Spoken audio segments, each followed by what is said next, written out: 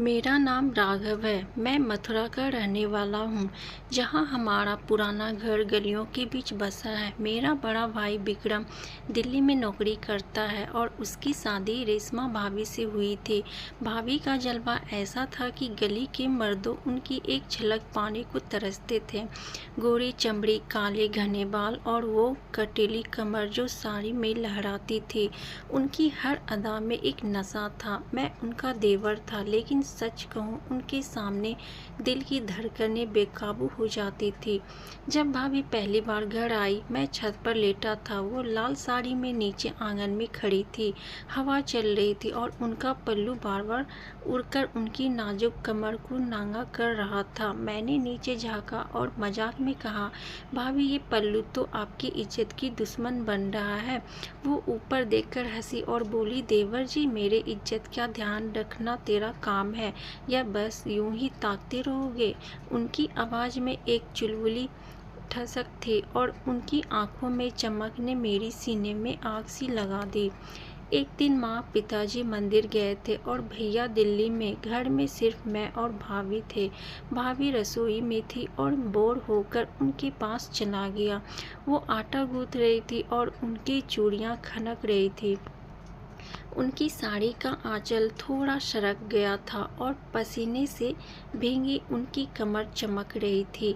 मैंने कहा, भाभी आप तो रोटी से ज़्यादा गर्म लग रही हो। वो हंस पड़ी और मेरी ओर मुड़कर बोली, राघव तू बड़ा बेशर्म हो गया है। ये बातें कहाँ से सीखी? मैं पास गया और मजाक में कहा, भाभी आप जैसी गुरु मिलेगी तो शिष्य तो बेशर्म बनेंगे ही ना। वो मेरे करीब आए और आटे से सने हाथों से मेरे गाल पर एक थाप जोर जोर से लगा दी। उनकी उंगलियां मेरे चेहरे पर रुकी और वो धीरे से बोली, अब बोल, कौन ज़्यादा गर्म है? उनकी सांसें मेरे चेहरे को छू रही थी और उस पल में मेरे जिस्म के एक सिहरन दौड़ गई। मैंने हंसकर कहा, भाभी आपकी ये आग तो मुझे जला देगी। वो शर्मा गई और हंसते हुए पीछे हट गई। होली का दिन आया। भैया बाहर थे और घर में रंगों की महफिल सज गई। भाभी ने सफ़ेद कुर्ता पहना था जो पानी से भीगकर उनके जिस्म की हर नजाकत को उभार रहा था। मैंने पिचकारी उठाई और उन्हें भिगो दिया। वो चिल्लाई, राघव रुक जा वरना मैं तुझे नहीं छोड़ूंगी। मैं भगा, लेकिन वो दौड़कर मेरे पास आई और मेरे सीने पर गुलाल मार दिया। उनकी उंगलियों मेरे जिस्म पर फिसली और वो मेरे कान के पास फुसफुसाई, देवर जी तेरा रंग तो मुझसे भी गहरा है।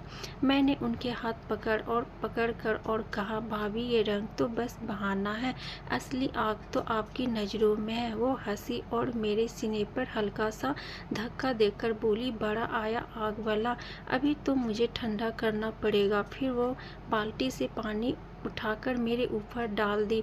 हम दोनों भीग गए और उस ठंडे पानी में भी मेरे जिस्म में गर्मी सी दौड़ रही थी। एक रात गर्मी की वजह से हम छत पर सोने गए। भाभी हल्की सी साड़ी पहनी थी जो हवा में लहरा रही थी। उनका पल्लू बार बार सरक रहा था और चांदनी उनकी गोर कमर पर चमक रही थी। मैं उनसे पास लेटा था और वो बोली, राघव तुझे नींद नहीं आ रही है? मैंने कहा, भाभी आप इतने करीब हो तो नींद कैसे आएगी? वो हंसी और मेरी ओर करवट लेकर बोली, अच्छा तो मेरे पास से दूर चला जा।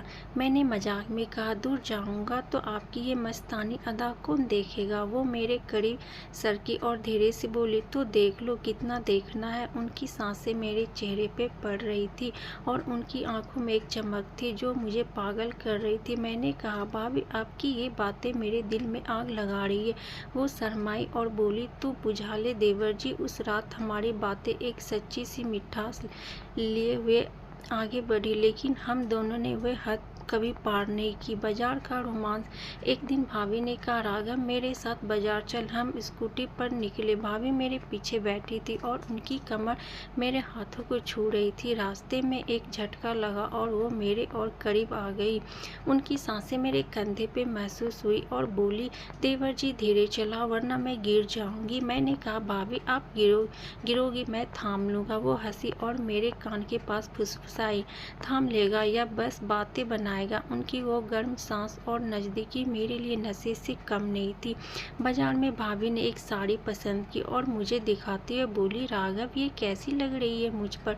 मैंने कहा, भाभी आप पर तो बोरी भी पहन लोगे तो वो भी हसीन लगेगी। वो हंसी और बोली, बड़ा चिकना बोलता है तू। फिर उन्होंने मेरे लिए कुर्ता लिया और कहा, ये पहनकर मेरे सामने आना, देखो मेरा देवर कितना जवान लगता है। एक दिन भैया घर आए लेकिन भाभी और मेरे बीच वो चुलबुलापन कभी कम नहीं हुआ। एक शाम वो रसोई में थी और मैं उनके पास गया। वो चाय बना रही थी और उनकी साड़ी का पल्लू गिर गया। मैंने पास जाकर कहा, भाभी आपकी ये कमर तो मुझसे बातें करती है।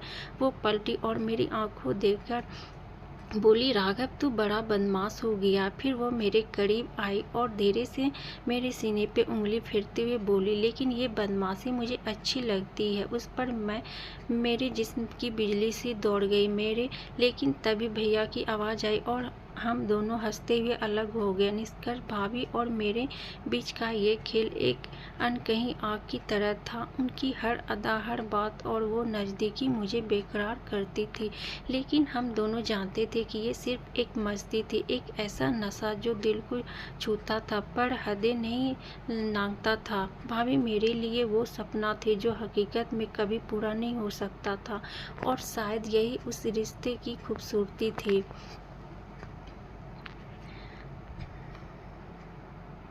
कहानी कैसी लगी दोस्तों, कमेंट में ज़रूर बताइएगा और कहानी सुनने के लिए चैनल को सब्सक्राइब कर लीजिएगा।